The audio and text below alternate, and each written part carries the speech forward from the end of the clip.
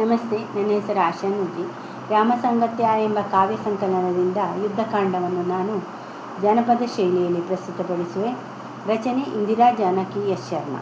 ಮುಂದುವರಿದ ಭಾಗ. ವೈಧವ್ಯಯೋಗದಿಂ ನೊಂದಿಹ ಸ್ತ್ರೀಯರು ವಿಲಪಿಸಿದರು ಶೋಕದಿಂದ. ಪಟ್ಟದ ರಾಣಿ ಮಂಡೋದರಿ ಬಳಿ ಬಂದು ರೋಧಿಸಿದಳು ಖೇದದಿಂದ. ಮೂಲೋಕ ವಿಜಯ ಕೊಂದ ರಾಘವನನ್ನು ಅಜಿರಂಗದೊಳೆದುರ್ಗೊಂಡು ಮಯಸುತೆಯೊಳಗಣ್ಣಿನಿಂ ಕಂಡಳು ಚಕ್ರಿಯ ಶ್ರೀರಾಮನೊಳು ರೂಪು ಒಡೆದು. ಕಾಮಲಾಲಸೆಯಿಂದ ಸ್ತ್ರೀಯರ ಮೋಹಿಸಿ ಪಡೆದಿದ್ದೆ ಅಂದು ನೀ ಶಾಪ.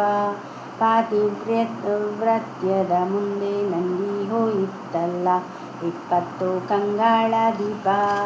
ಶೌರ್ಯಾದಿಂ ಕಟ್ಟಿದ ಸ್ವರ್ಣಾಲಂಕೆಯ ಭಾಗ್ಯ ಚೌರ್ಯಾದಿಂ ವಿಧ್ವಂಸವಾಯಿತು. ಬಹುವಿಧದಿಂದಲೇ ಗೋಳಿಟ್ಟು ಕುಸಿಯಲು ರಾಣಿಗೆ ಪ್ರಜ್ಞೆಯೂ ಹೋಯಿತು. ಲಂಕಾಧಿಪತಿಯಂತ್ಯ ಸಂಸ್ಕಾರ ಮಾಡಲು ಶ್ರೀರಾಮನಾಣತಿಯಿತ್ತ. ಅನುಜ ವಿಭೀಷಣನಣಿಯಾಗಿ ಕಾರ್ಯಕ್ಕೆ ಮನವಿತ್ತ ಸಿದ್ಧತೆಯತ್ತ. ಪದ್ಮಕಾಲಾವಂಚ ಗಂಧದ ಕಟ್ಟಿಗೆಗಳನ್ನೊಟ್ಟಿ ಸೀತೆಯನ್ನು ಮಾಡಿ ಅಗ್ರಜನ ಕಾಯವನು ಕಾಷ್ಟದಲ್ಲಿಟ್ಟ ಕಣ್ಣುಗಳಲ್ಲಿ ಹನಿಗೂಡಿ. ಭೌತಿಕ ದೇಹಕ್ಕೆ ಅಗ್ನಿಯ ನಿಕ್ಕುತ್ತ ತಿಲದಿಂದ ತರ್ಪಣವಿತ್ತ.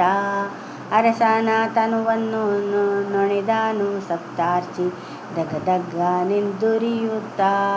ಪಂಚಭೂತದಿ ರಾವಣನು ಲೀನವಾಗಲು ಕಾಂತೆಯರು ಹೊರಟರು ಪುರಕ್ಕೆ.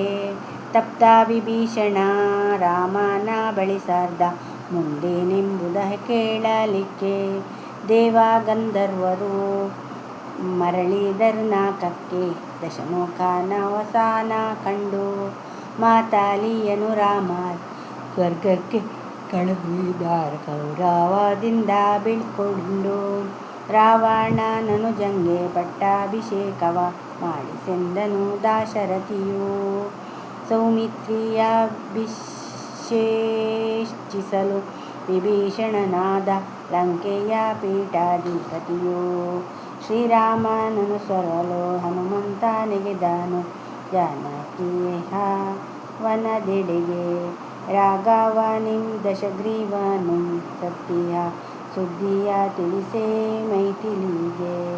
ಸೀತಾಮಾತೆಯ ಮುಂದೆ ಬಾಕಲೆ ಬಾಗಿ ನಿಲ್ಲುತ್ತ ಲರುಹಿದ ರಾಮನ ಕ್ಷೇಮ.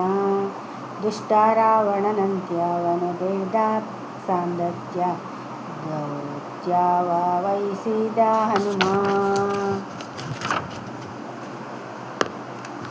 ಕುಶಲ ವಾರ್ತೆಯ ಕೇಳಿ ರಾಮನು ಕಾದಿಹ ನೆನ್ನಲು ಮಾರುತ ಜಾತ. ಲಕ್ಷ್ಮಣನೊಂದಿಗೆ ಪತಿಯನ್ನು ಕಾಣಲು ಬಯಸುವೆನೆಂದಳು ಸೀತಾ. ಮಾತೆಯ ಸಂದೇಶವನ್ನು ಹೊತ್ತು ಮರಳಿದ ರಾಮನಲ್ಲಿಗೆ ಮುಖ್ಯ ಪ್ರಾಣ. ಸಾಲಂಕಾರದಿ ಸೀತೆಯನ್ನು ಕರೆಸೆಂದ ವಿಭೀಷಣಂಗವನಿ ಜಾರಮಣ. ತ್ವರೆಯಿಂ ವಿಭೀಷಣ ಕಂಕೇಲಿ ವನದೆಡೆ ತೆರಳಿ ಕೈ ಮುಗಿದ ಜಾನಕಿಗೆ. ಭೂಷಿತ ಭೂಜಾತೆಯನು ಮೇನಿಯಲ್ಲಿ ಕರೆ ತಂದನು ರಾಮನ ಬಳಿಗೆ. ಪತಿಯನ್ನು ಕಾಣುತ್ತಾ ಆರ್ಯಪುತ್ರ ಎಂದು ನುಡಿಯುತ್ತಲತ್ತಾಳು ಸೀತೆ. ಜನಕ ಕುಮಾರಿಗೆ ಬಿರುನುಡಿಯಾಡಿದ ರಾಮ ಕೋಪಿಸಿ ಕುಳಿತ.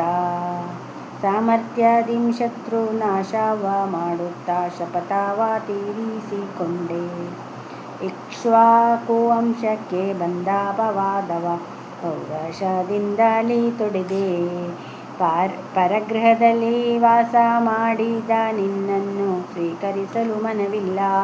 ಇಷ್ಟ ಬಂದೆಡೆ ಹೋಗು, ನಿರ್ಬಂಧ ಮಾಡೇನು ನಿನ್ನೊಳಗನುರಾಗವಿಲ್ಲ. ಶ್ರೀರಾಮನೆಸೆದಿಹ ವಾಗ್ದಾನವ ವಿರಿಯಲು ಮೈಥಿಲಿ ಕಂಬನಿ ಸುರಿಸಿ. ಕೂಳನ ಬಂಧನದಲ್ಲಿ ನೊಂದು ಬೆಂದರು ಬದುಕಿದ್ದೆ ಮನ ನಿನ್ನಲ್ಲಿರಿಸಿ. ನಿತ್ಯ ನಿತ್ಯದೊಳೆನ್ನಯ ನೆನಪಲ್ಲಿ ಕೊರಗಿದೆ ವನವಾನ ಸುತ್ತಾಲತ್ತೆಲೆದು.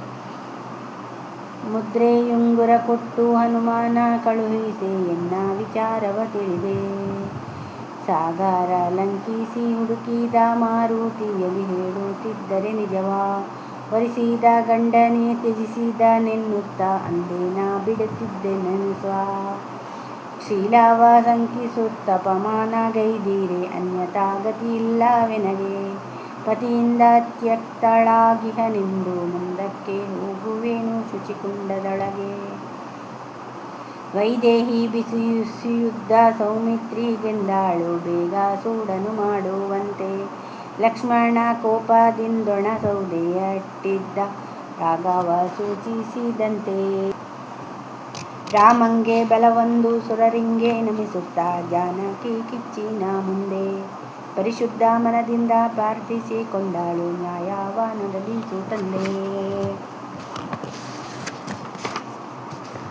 ಧನ್ಯವಾದಗಳು.